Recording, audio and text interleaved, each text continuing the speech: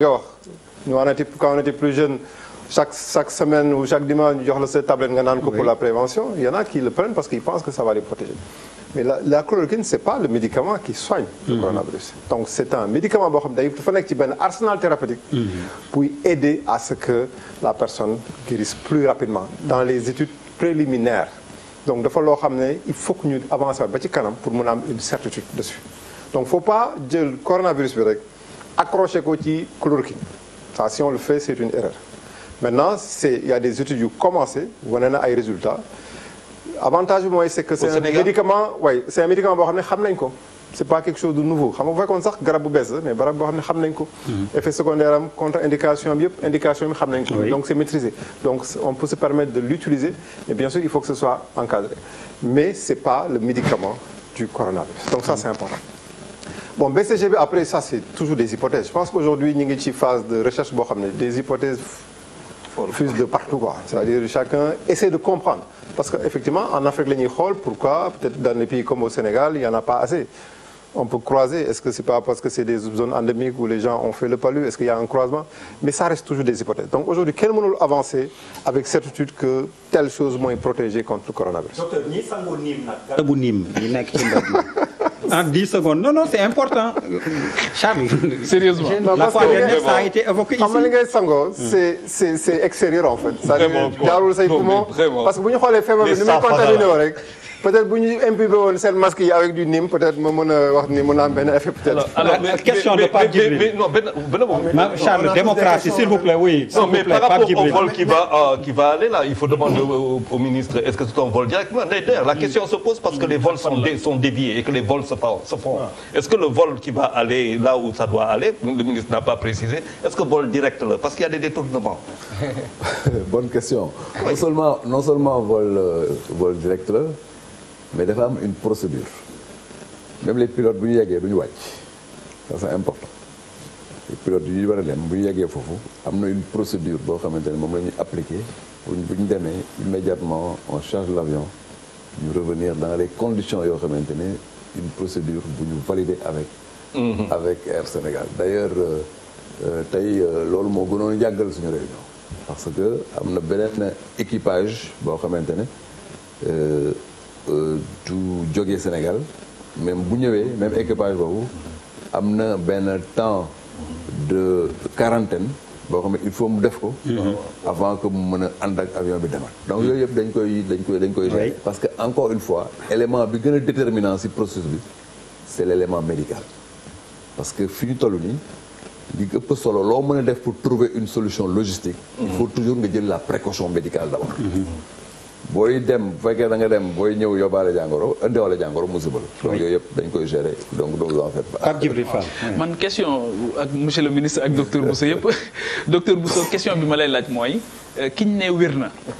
après finalement yéen ndax da ngeen di pare ci moom it bu delloo fa mu nekkoon ban comportement la war a am ndax day jaxasoog nit ñi ndax mën na ko dalaat ndax mën na continuer di wàlle donte nee nañ wér na ba pare question bi nga xamante ni maa ngi koy laaj monsieur le ministre mooy encore une fois je pense que ne ñu continuer la sensibilisation faggu bi balaa ñuy am soxla ci hôpital je pense que loolu moo ëpp solo ci dispositif boobu nag processus bi daf ci am ñaari entité yoo xam dañ ci am solo trop muy la direction de la protection civile ak le service national d'hygiène tey jii ñoom ñaar seen liggéey parce que comme rassemblement yi ñoo ngi continuer am surtout ci marché yi ak yenn barab yi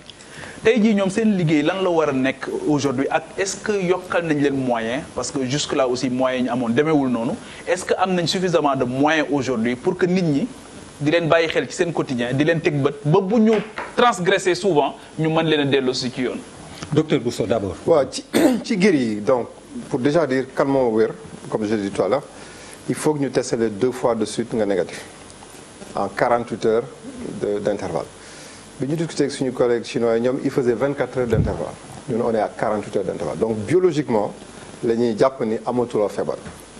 donc par exemple pour ñi nga xam ne wér nañu il y a deux situations am ñoo xam ne on les a mis à l'hôtel pourquoi parce que tout simplement seen kër il y avait déjà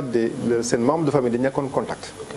donc on peut pas prendre les risques même s'ils sont en contact et que aujourd'hui développé wuñu feebar bi ñi ngi seen phase d'incubation duñu jël risque bi di leen ci introduire donc dañ leen isolé ñoom encore ils continuent peut-être benn confinement secondaire. te ñooñu mën nañu feebaraat. ñeenti non pour le moment en tout cas bi ñu échangé avec nos collègues chinois il y a quand même sur toute la Chine une cinquantaine de personnes qui ont encore refait la maladie. Donc c'est pas 15%. Non, pas ce que je dis, 50 personnes. Ouais. 50 personnes qui ont développé la maladie une deuxième fois. Ce qui n'est pas non, c'est très faible. C'est très faible. Mm. C'est déjà très faible sur plus de 80 000 cas. Mais ça veut dire que ça peut arriver. Mm. Donc ces personnes maintenant ñi nga xam ne wér nañ nag là nous sommes en train de préparer benn protocole pour les suivre au moins sur 15 jours de manière mais c'est à distance. Parce que on suppose que ils ont un test négatif mais on va garder en contact ak ñoom sur 2 semaines pour après pouvoir les lâcher complètement parce qu'il y a aussi un soutien psychologique boo xam ne dañ ko war a jël en compte qui commence déjà au niveau du centre de traitement parce que nous avons une équipe de psychologues de psychiatres yu accompagner aussi maladie parce que am ñoo xam ne une stigmatisation am na ñoo xam ne génn nañ ne nañ mënuñu dem fu ñu dëkk parce que tout simplement dans tout le quartier ils sont stigmatisés donc c'est des personnes yoo aussi c'est pas parce que dañu guéri rek nga abandonné leen donc il est obligé aussi nga am benn accompagnement et ça prendra le temps qu'il faut mais déjà par rapport à la maladie donc on se donne nous 2 semaines pour pouvoir les suivre à distance et après ñu mën leen libérer mais ils peuvent normalement reprendre leurs activités normales. La question bu Pape Djibril pour monsieur le ministre. Oui. Est-ce que tamit du corona bi c'est pour le conforter suñuy orientation stratégique en matière de priorité santé recherche ki yooyu yëpp équipement hôpitaux pour dolli ko. Oui d'accord d'abord pour revenir si ñu wér il faut que ñu accompagner leen déjà le premier bébé. bi wér yaayam fekk génnagul on a eu du mal pour trouver ko un point d'appui il a fallu que la direction générale de l'action sociale jël en charge pour l'accompagnement am na ñoo xamante ne wér nañ mënu leen retourner en famille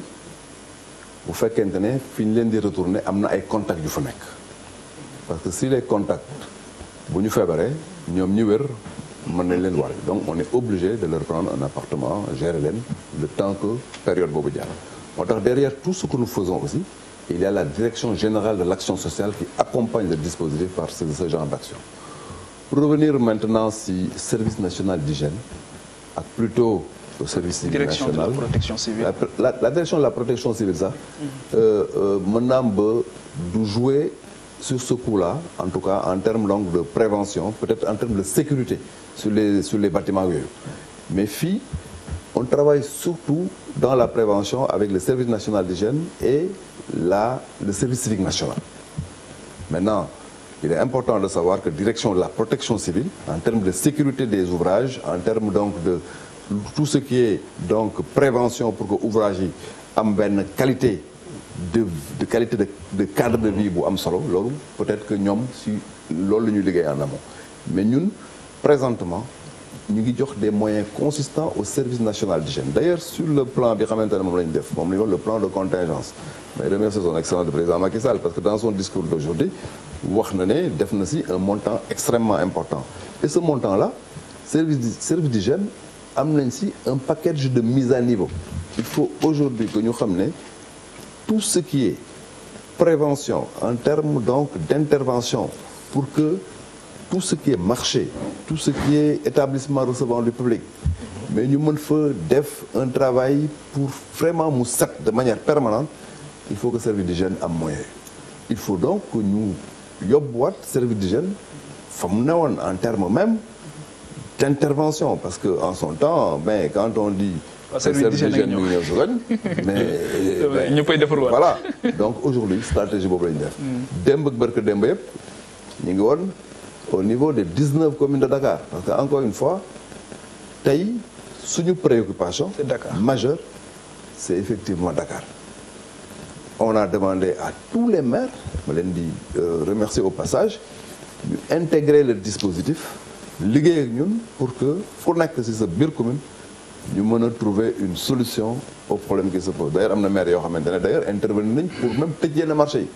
on a vu des communes où les maires sont intervenus ne bon écoutez léegi les marchés dañ koy tëj ou bien dañ koy amal heure ubbi ak heure tëj loolu lépp mooy wane ne en réalité la solution n'est pas une solution médicale c'est une solution communautaire effectivement donc on va renforcer et on est en train de renforcer considérablement les moyens donc du service d'hygiène mais aussi ñi ngi liggéey ak service civique national parce que actuellement le service civique national indi nañ 100 éléments yoo xamante ne ñu ngi ak ñun si koñ yi def de la sensibilisation loolu tam c'est pas peut-être quelque chose que l'on voit tous les jours mais on a 100 éléments du service civique national qui nous ont rejoints di dugg si koñ yi tous les jours que ce soit Grand Yoff que ce soit Castor à la Médina fëgg bunt yi di wax ak effectivement les populations pour que ñu am conscience donc une conscience de lutte. Allez, Papis Diaw. En fait ñaari question benn pour le docteur d'abord avant le ministre c'est par rapport ak c'est sur le plan de la coopération internationale est-ce que di ngeen soxla après wala doo leen c'est des préoccupations sénégalaises ah c'est pas personnellement ma question hein. Donc est-ce que na benn link buy am bu war a mën a am dès à présent entre les médecins sénégalais ak les cubains wala les chinois par rapport ak situation bi ça c'est une question bu Sénégalais yu bëri di laaj quoi parce que ils pensent que ñoom ils sont efficaces chinois ils ont vécu l'expérience ensuite les cubains sont dans les dispositions pour aller aider les pays ñi ngi am feebar bi beneen bi mooy monsieur le ministre sur l'histoire de la communication xam nañ ñaa ngi wax bu si la bokk ñeneen ñi si lañ bokk maanaam ci constate que mesures yi ñu imposées les gens prennent ça parfois à la légère da ngay sax am impression que parfois il se passe absolument rien tout est normal mais ñëwaat si à un niveau beaucoup plus élevé bon c'est celui du président gis nañu si contexte bi il a fait 2 sorties benn bi c'était pour le couvre-feu l'état d'urgence ensuite mooy bu am tey sur